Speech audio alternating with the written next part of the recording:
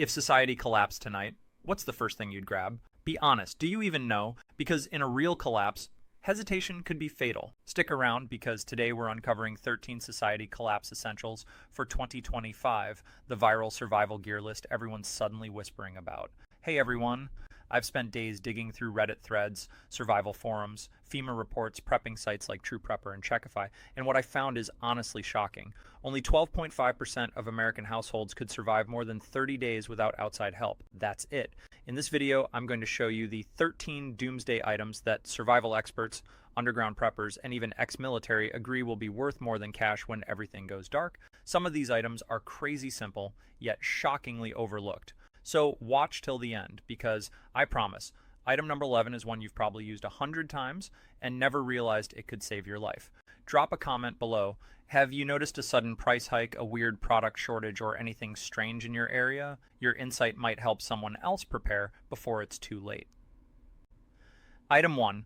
Water filtration system. If clean water stopped flowing tomorrow, how long would you survive? The terrifying answer: just 3 days. That's all it takes without water before your body begins to shut down. In a real collapse, taps won't flow. Supermarkets, looted, bottled water, gone in hours. According to the preparedandlowimpact.org, water becomes one of the first panic points in every disaster. That's why experts like Nelson and thousands of Reddit preppers swear by gravity-fed filters, reverse osmosis systems, and military-grade purification tablets. These tools can turn muddy rainwater or even a puddle into clean, drinkable life. But here's what most people don't realize. Boiling water isn't always enough. Chemical toxins, heavy metals, and bacteria need layers of filtration. New York Post reports some preppers now store 6 months' worth of filtered water because they've seen how fast things spiral. You don't need a bunker, you need a plan. Stock the filters, store the tablets, practice now, because when the grid goes down, it'll be too late to Google how to make water safe. Coming up next, an item more valuable than gold. And no, it's not food. Stick around. Item 2, long-term food stockpile. Imagine watching your fridge go dark and realizing your family has 48 hours of food left, no grocery trucks, no restock, just empty shelves and chaos. That's not fiction. It's a real scenario experts warn is closer than we think. In fact, True Prepper advises every household to have at least a 90-day food reserve, but most people barely have enough for a week. And if you think canned beans will cut it, think again. Preppers now lean toward freeze-dried meals, vacuum-sealed rice, pasta, lentils, and multi-use grains, foods that last 25-plus years when stored properly. Places like Food Bunker and Costco have seen a surge in bulk buying survival kits because people aren't waiting for disaster to knock. They're preparing before it kicks the door down. Pro tip: don't forget the spices. When everything else falls apart, even a dash of salt or garlic powder can lift morale. Here's the scary part. Once collapse hits, food becomes currency. Your pantry? That's your new ATM. Item 3, emergency medications and prescription buffer. If your life depends on a daily pill, what happens when the pharmacy's gone? That's not a question for someday. It's the terrifying reality millions could face in a collapse. According to the New York Post and FEMA reports, supply chains for medications are among the first to break down during disaster. And the truth? Pharmacies carry only a few days' supply for most prescriptions. So what do the smart preppers do? They build a 90-day buffer of essential medications: blood pressure, insulin, asthma inhalers, antibiotics, anything that keeps them functional. Even over-the-counter items like painkillers, allergy meds, antacids, and electrolyte tablets become lifelines when hospitals are closed. Reddit prepping forums are buzzing with this trend. Some users are now vacuum sealing meds or storing animal-grade antibiotics as a backup. It might sound extreme until you're gasping without an inhaler. Here's the harsh reality. Modern medicine has made us soft, but when systems fail, it's the prepared who survive. It's outside on coming up next, a single item that can do 17 different life-saving tasks, and it fits right in your pocket. You're not going to want to miss this. Item 4, multi-tool or survival knife, no phone, no tools, no help. You've got one item in your hand. What is it? If it's not a solid multi-tool or survival knife, you're already in trouble. When society collapses, versatility becomes survival, and no item delivers more function per ounce than a high-quality multi-tool or fixed-blade knife. From cutting rope to gutting fish, opening cans to defending yourself, a good blade replaces 17 separate tools. Seriously, the U.S. Army Wilderness Survival Schools and even Reddit's prepping community all agree. If you don't have a blade, you're not ready. Preppers recommend stainless steel tools with locking mechanisms, screwdrivers, wire cutters, saws, and fire starters built right in. And here's something you may not know. Cheap blades can snap in seconds. In a crisis, that's a risk you literally can't afford. A multi-tool is more than gear, it's peace of mind. Because when everything else fails, a blade in your hand can mean you're still in control. Next up, one item everyone thinks they have. But 90% are missing the most important part. Don't skip it. Item 5, first aid kit and medical supplies. In a world where emergency rooms are either overrun or completely offline, that little plastic box under your bathroom sink suddenly becomes the difference between life and death. Imagine this. You cut your hand while scavenging through debris, and there's no hospital, no antibiotics, no help coming. What now? A proper first aid kit, packed and ready, isn't just smart, it's critical. Most people assume a few Band-Aids and expired Tylenol are enough. They're not. Prepping experts and field medics recommend trauma-grade supplies. Think antiseptic wipes, gauze, sutures, tourniquets, burn creams, and wound glue. And it doesn't stop there. Antidiarrheal meds, electrolyte powders, gloves, tweezers, and even dental repair kits have become staples in serious prepper kits. The logic is brutally simple. Infections kill faster than bullets when there's no doctor. According to forums like The Prepared and Checkify, wound infections are one of the top killers in long-term survival situations. Think about that. Something as small as a splinter, left untreated, could take you out. That's why true preppers treat first aid as essential gear, not an afterthought. Coming up next, what happens when the grid collapses and the only voice you hear is static? There's one tool that could save your life by simply turning a crank. Stay with me. Item 6. Portable communication devices. Now imagine the power's gone. Cell towers? Dead. Internet on you wiped out. You're cut off, not just from loved ones, but from vital information. No news, no warnings, no clue what's happening outside your door. That's exactly why seasoned preppers and ex-military types always include portable communication devices in their survival kits. Because when chaos hits, information becomes your greatest weapon. Hand crank emergency radios are the gold standard. No batteries, no grid, just a crank and a signal. Many come with built-in NOAA weather alerts, SOS beacons, and even USB charging ports. Add a solar charger or battery bank and suddenly you've got access to real-time updates, even in total blackout conditions. And don't underestimate walkie-talkies. In group survival, they're more reliable than cell phones and work when networks collapse. Experts like survivalist David Nelson warn that no communication means no coordination, and that leads to panic. When everyone else is living in the dark, literally and figuratively, you'll be ahead of the curve.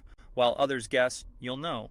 And in survival, that edge could save your life. Up next, what if your lights never come back on? The next item brings power back into your hands.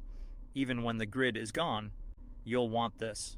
Item 7, backup power. Hey, let me ask you something real quick. What's your plan when the power goes out and just doesn't come back? I'm not talking about a short blackout. I mean a full-blown grid-down situation. No lights, no fridge, no Wi-Fi, no phone, just silence.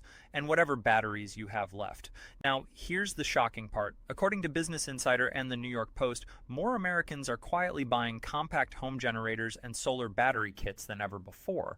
Some retailers have seen double-digit spikes in backup power sales over the past year. Why?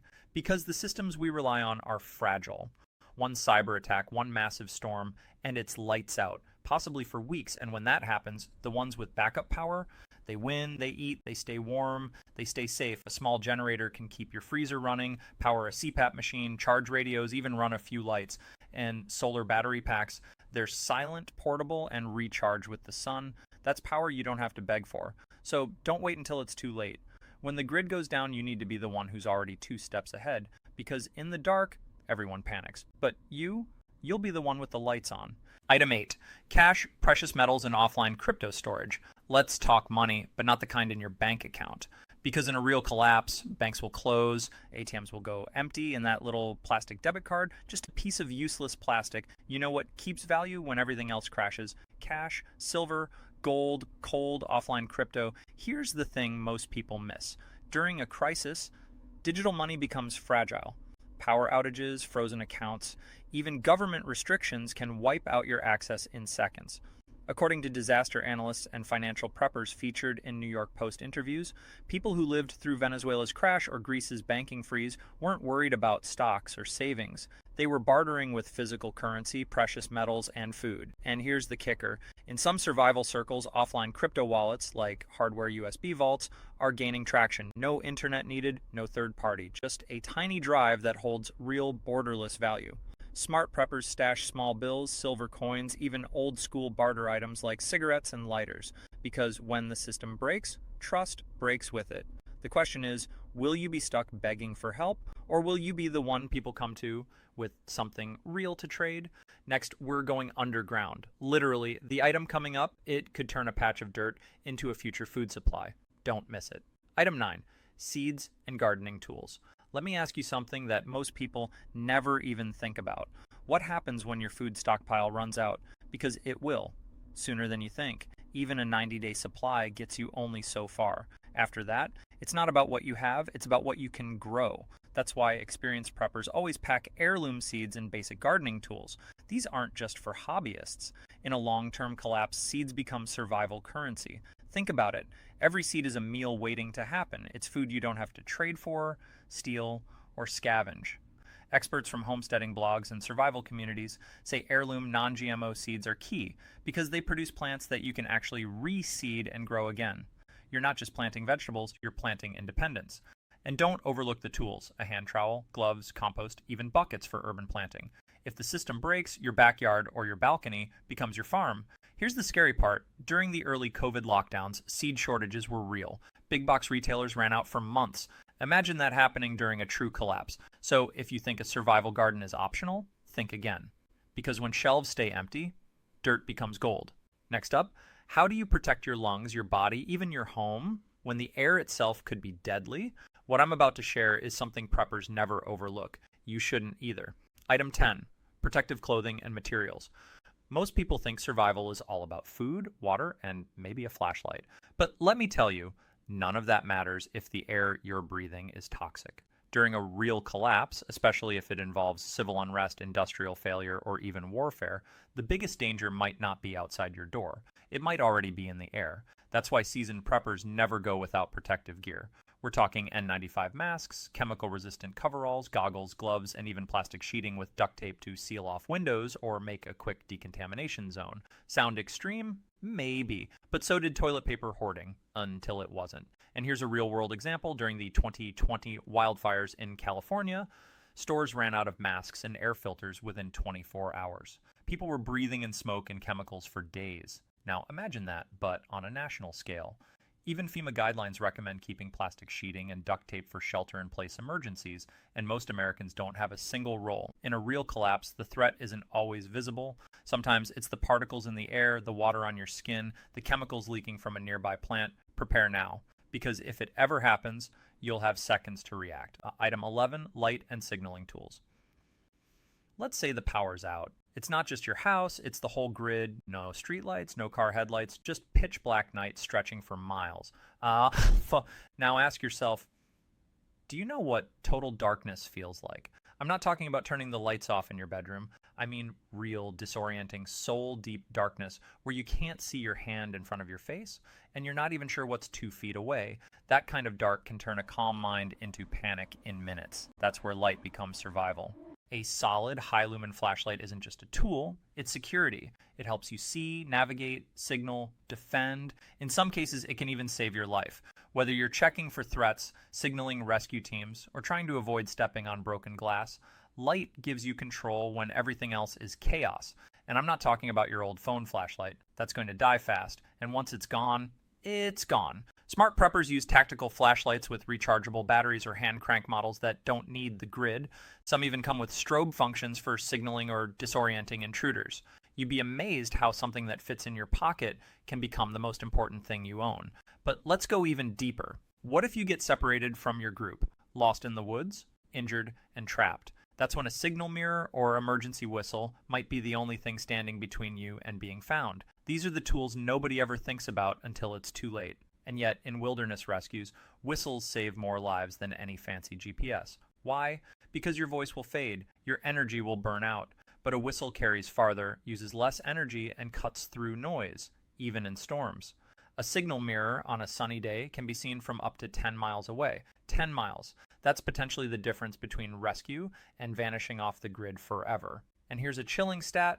According to the National Park Service, 70% of people who die while lost in the wilderness were within 1 mile of help, but couldn't be seen or heard. Think about that. 1 mile away, but invisible. No light, no signal, no chance. Now transfer that idea to a post-collapse world. You're trapped under debris, you're hiding in the woods, or you're waiting for a rescue team that doesn't even know you're there, and you've got one shot to get their attention. What are you reaching for?